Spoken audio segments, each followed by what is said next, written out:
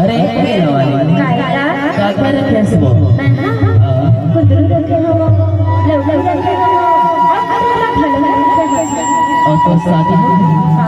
और मतलब करेला कितने रुपए किलो है 20 रुपए किलो समझ ठीक है मैं बोलता हूँ करेगा बढ़िया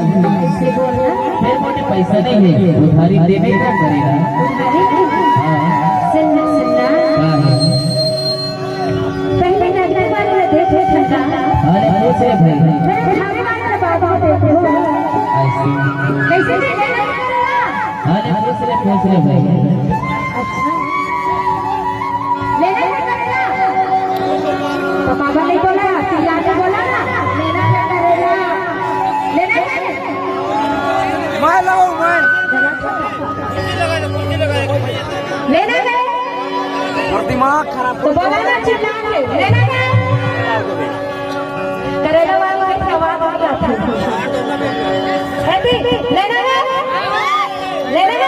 तो एक बात दादा ने बजा अच्छा मत मिल ही करेला काय नाम और इंजन वाला करेला सुनना उधारी में नहीं दे मन का नकदी में लेने में तो ले इतना 1000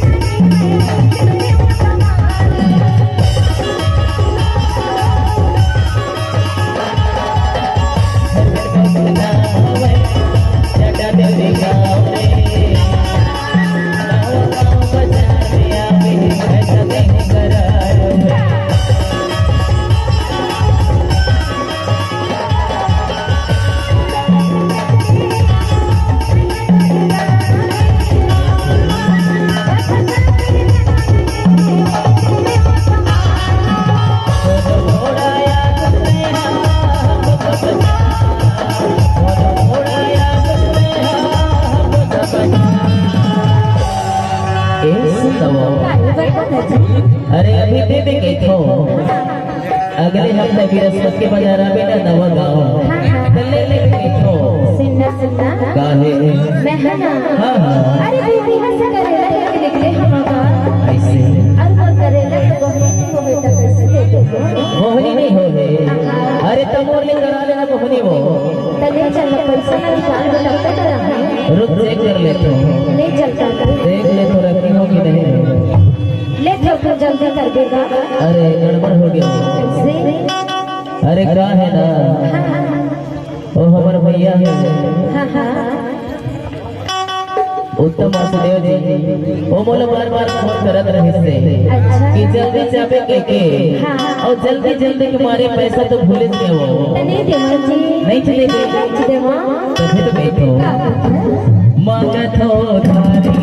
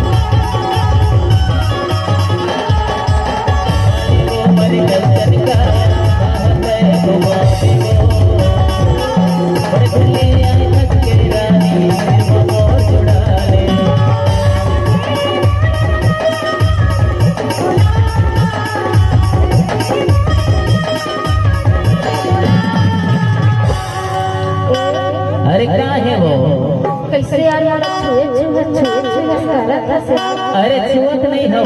का करत है अरे करेला ला देखत हो कैसे है कैके करेला ना देखत हस ना हाँ तो मोला का बचत था अरे यार हम झाड़ तो काटे से करते ये बात है हाँ हाँ